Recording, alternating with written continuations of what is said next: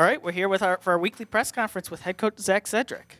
Coach, tie for fifth at the Wyndon Memorial Classic.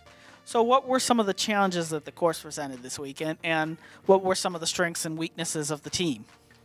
Well, Evanston Golf Club, like we talked about before, pretty familiar golf course as far as, it's typical Midwestern, especially Chicago golf, somewhat tight off the tee. Greens with, some severity to them, especially if you're on the short side of the hole, the weak side of the hole. It's a golf course where even if there's 6 or 7 yards from a green's edge, you're going to make a lot of birdies. It's just not a terribly long golf course. So you're going to be playing from the fairway a lot and with a wedge or short iron in your hand. And the defense is either really bad weather or, really, really demanding hole locations. And that's how the golf course was set up. I would say the vast majority of the hole locations were no more. I don't know if there were more than 2 locations the whole week that were outside of 4 paces from a green's edge. So with that type of setup, you really have to be disciplined in hitting aggressive shots, but oftentimes targets that are 10, 15, maybe even 20 feet, away from a hole.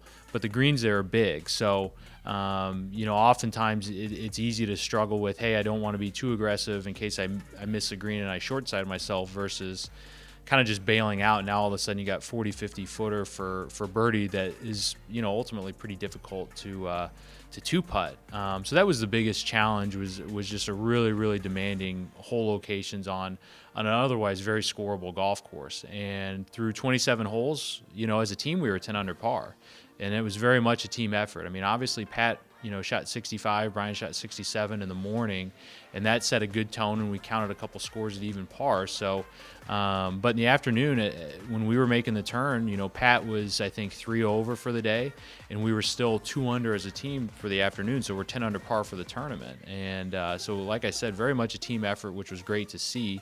But obviously it was soft, so the greens, they get a little worn down at the end of the day, and frankly, we were battling daylight. The second round, play ended up getting suspended due to darkness, and we had some holes to finish up in the morning. And I think guys started rushing a little bit toward the end of the day, trying to play as many holes as they could, and maybe got out of the moment a little bit, and that certainly hurt. And then, it was, like I said, very scoreable on Monday, the last round, and we just didn't quite make as many birdies as we could have, and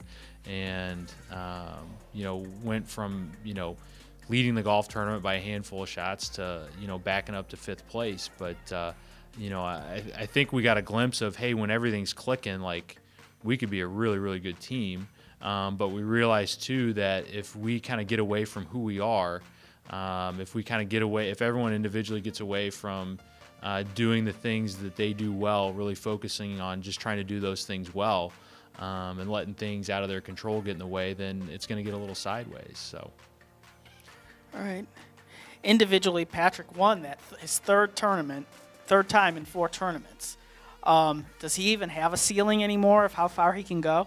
Well, I'll tell you, as a coach, I don't think anyone has a ceiling, and that's a thing that I preach about to our guys all the time. And I just had lunch with our 2 freshmen that were playing, and reiterating something that Pat and I both said, is that we have 5 guys that can go to a tournament and win. And I think it's easy in life, and certainly in golf, to kind of start limiting what you can do. But with the right mentality and the right belief, you can do whatever you want, and not in this game, but in life. And Pat's obviously on a great run right now. Winning that often, if you go back to his summer, that's 5 out of 7 wins, 5 out of 7. So, but I think that's part of it is, our environment's one where we don't want guys to have a ceiling. We don't want guys to think that there's a limit on what you can do. We want guys, if things are going good, let's keep our foot on the gas and keep it going. So that's been the great thing to see from Pat, is that this winning is almost feeding on itself for him, to where, he has more confidence. He knew, on Monday that he has been in that position more than, any of the guys. We were paired with, there's a freshman from Iowa State, really good player, who that may have been his first legitimate chance to win a college event. And Pat's been in that situation a lot of times at this point, and that's something that's really comforting to him. So,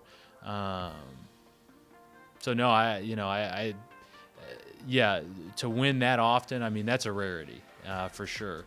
But, I think his mentality is like, I'm going to keep doing the things I'm doing, and I'll be ready for good things to happen. And I think that's, very similar to what the team's believing too, that, hey, a team wins right around the corner. Let's take care of our business this week, and we'll be ready to roll next week up in Dayton. So looking forward to next week in the Dayton Flyer Intercollegiate. First, do you have a lineup set for that? Yeah, it'll be the same lineup that we've had last couple of events. So Pat Flavin, obviously, Brian Orr, Cam Solomon, Jack Hersig, Charlie Nikitas will be in the lineup again, and then we do have an individual. So Jack Mortell's gonna get the nod again. So, can you talk a little bit about the course? Yeah, great golf course. Hosted a PGA Championship mid-late 60s. It's longer than Evanston Golf Club, but I think one of the challenges that our guys are going to see this week that they just saw this previous week was something I talked about with the difficulty of the hole locations on relatively large greens.